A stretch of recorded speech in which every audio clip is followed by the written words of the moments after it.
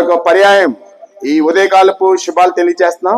మహాదేవుడు మంచి దేవుడైన యేసుక్రీస్తు ప్రభు నామంలో మీకు మీ కుటుంబాలకి శుభం కలగాలని ఈ యొక్క 45 దినాల మరి ఉపవాస ప్రార్థన సంబంధించిన రోజుల్లో 18వ రోజు మరి స్థానికంగా ఇక్కడ ఉంటున్న సహోదరులు నగేష్ గారు, భారతి గారి గృహం దగ్గర ఈ యొక్క సిలువ సువార్తను మీ అందరికీ మేము తెలియజేస్తున్నాం. అయితే మీరు ఎక్కడ ఉన్నప్పటికీ ఈ మాటలు వినాలని కోరుతున్నాం.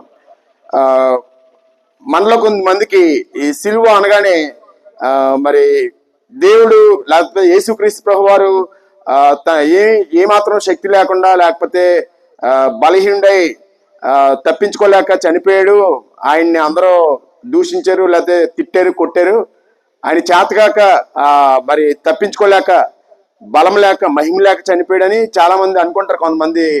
కానీ విషయం ఏంటంటే ప్రభునందు ప్రియమైన సహోదరులారా, ఆయన శక్తి లేక లేకపోతే బలం లేక ఆయన ఆ సిలువ మీద మరణించలేదు. కానీ మరి మనందరి క్షేమం కొరకై, మనందరి యొక్క మేలు కొరకై ఆయన ఆ యొక్క యాగాన్ని లేదా త్యాగాన్ని చేసినట్టుగా దేవుని వాక్యం చెప్తా ఉంది.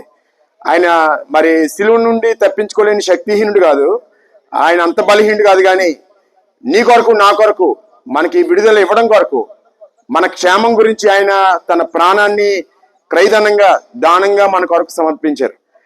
ఎందుకు ఇలాగూ జరిగింది అని ఆలోచన చేసినట్టే దాని కొరకు కొన్ని విషయాలు నేను మీకు జ్ఞాపకం చేయడానికి ఇష్టపడతాను. మానవులుగా మనందరం కూడా పైకి కనబడే శరీరాన్ని కలిగి ఉన్నాం. శరీరంలో రకరకాల అవయవాలు మనం కలిగి ఉన్నాం. ఈ యొక్క అవయవాల పట్ల మనకు చాలా శ్రద్ధ మనం చూపిస్తూ ఉంటాం. కన్ను సరిగ్గా కనబడకపోతే ఐ స్పెషలిస్ట్ అంటాం, నేత్రాల్లో చూసే డాక్టర్ గారి దగ్గరికి వెళ్తాం. ఎముకలు ఏదైనా ఫ్రాక్చర్ అయితే ఆ ఎముకలు స్పెషలిస్ట్ దగ్గరికి వెళ్తాం. అలాగే గుండెకి సంబంధించి అవయవాలన్నిటికి సంబంధించి మరి వీటిని బాగు చేసుకోవడానికి చాలా మంది వైద్యులు ఈ లోకంలో మనం కలిగి ఉన్నాం. ఈ పైకి కనబడి శరీరం గురించి చాలా శ్రద్ధ వహిస్తాం. మరి మంచిగా రోజుకి మరి శరీరాన్ని శుభ్రం చేసుకుంటాం, లేకపోతే శరీరానికి మంచి ఆహారం పెడతాం, శరీరం మీద మంచి వస్త్రాలు వేసుకుంటాం. ఈ శరీరం యొక్క ఆలోచన లేకపోతే శరీరం గురించి శ్రద్ధ మనం అందరం కలిగి ఉన్నాం. చాలా సంతోషం, మంచిది. కానీ విషయం ఏంటంటే మనకి కనబడినది, మనం కలిగినది చాలా విలువైనది మరొకటి ఉంది. దాన్నే దేవుని వాక్యం చెప్తుంది, ఆత్మ అని రాయబడింది. ఈ ఆత్మ కంటికి కనబడదు, కానీ విషయం ఏంటంటే నిన్ను నన్ను నడిపించేది, నీకు నాకు జీవాన్ని ఇచ్చేది ఈ మనలోని ఈ ఆత్మే. అందువరకే దేవుడు మొట్టమొదటిగా మనిషిని చేసినప్పుడు మరి నరుని నేల మట్టితో సృష్టించి నరుని యొక్క నాసికారంధ్రంలో జీవవాయువును ఓదగా నరుడు జీవాత్మ ఆయనని రాయబడింది. అంతవరకు మట్టితో చేయబడిన బొమ్మ ఎప్పుడైతే దేవుడు నాసికారంధ్రంలో మరి జీవవాయువును ఊదాడో అప్పుడు మనిషి చలించువాడుగా అయ్యాడు. అందుకొరకే మనకి ఇప్పటికీ కూడా నాసికా రంధ్రాలు అంటే ముక్కుకి సంబంధించిన రంధ్రాలు అనమాట. ఈ రంధ్రాల నుంచి మనకి శ్వాస వస్తూ ఉంటది. అందువల్ల ఎవరైనా వ్యక్తి ఒకవేళ డౌట్గా ఉంటే ముక్కు దగ్గర ఏలిటి చూస్తాం శ్వాస ఉందా లేదా అని. కాబట్టి ఈ యొక్క శ్వాస ఈ యొక్క ఆత్మ ద్వారానే ఈ శ్వాస కలుగుతోంది. అందుకొరకు దేవుని వాక్యం చెప్తోంది, నరుని ఆత్మ యెహోవా పెట్టిన దీపం అని రాయబడింది. కాబట్టి ప్రభునందు ప్రియమైన సహోదరుల, పైకి కనబడి శరీరం గురించి ఎలాగైతే శ్రద్ధ వహిస్తున్నామో పైకి కనబడని మనల్ని జీవింపజేసి మనల్ని నడిపించే ఈ ఆత్మ గురించి కూడా మనం శ్రద్ధ వహించాలి.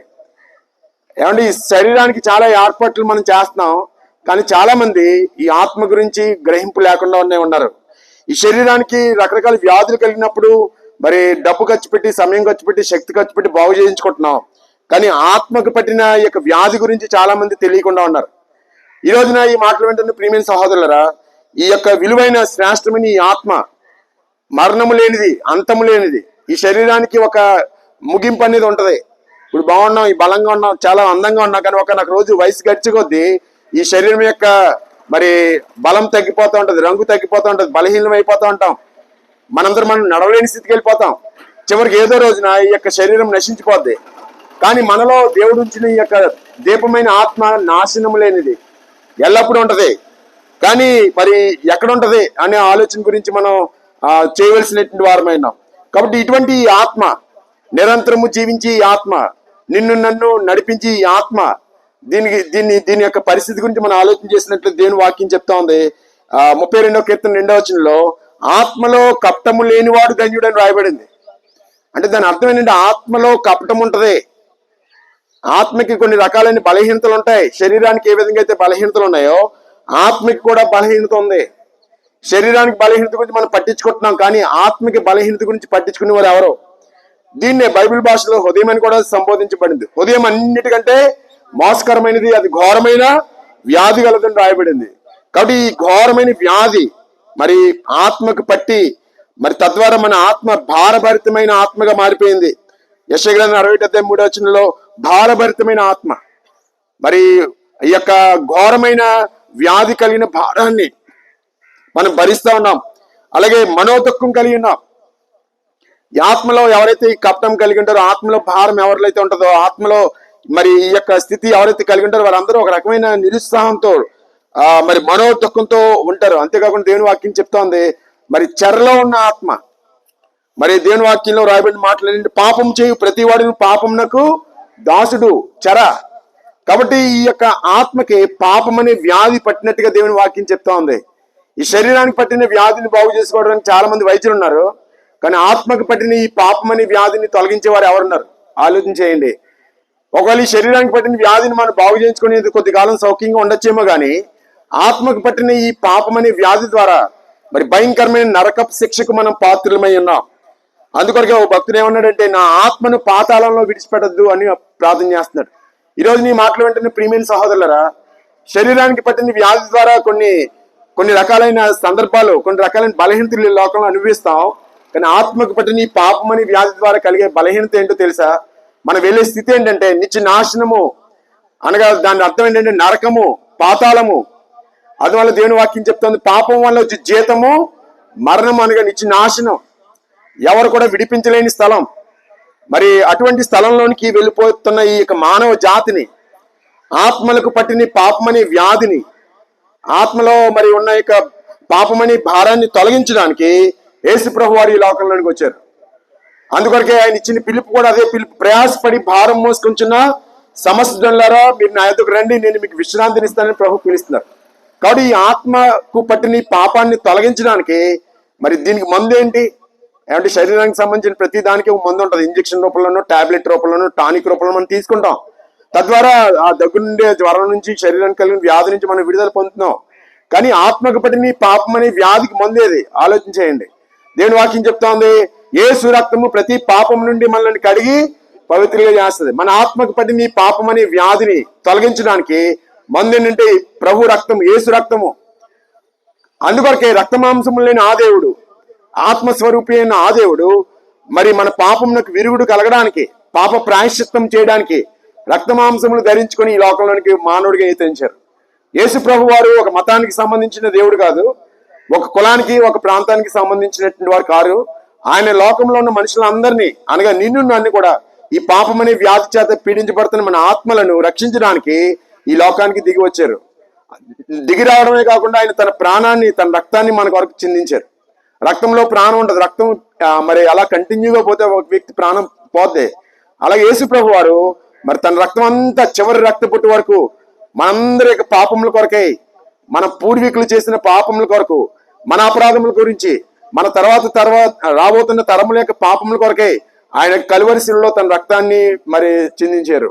అందుకొరకు ఆయన మరణానికి ముందు ఒక పాత్రను ఎత్తుకొని, ఇదిగో అనేకుల పాప క్షమాపణ కొరకై చిందింపబడుచున్న నిబంధన రక్తం అని సెలవిచ్చారు.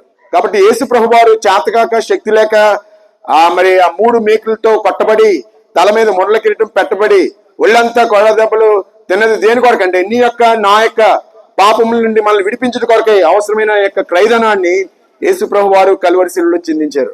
ఈరోజు నీ మాటలు వింటున్న ప్రియమైన సహోదరులారా, మన ఆత్మకు పట్టిన పాపం అనే వ్యాధి నుంచి విడిపించే ఏకైక మందు ఏంటంటే ప్రభు యొక్క రక్తం. ఎవరైతే ఈ విషయాన్ని నమ్ముతారో, విశ్వసిస్తారో వారందరికీ కూడా ఈ యొక్క రక్షణను ఇవ్వడానికి ఇష్టపడుతున్నారు.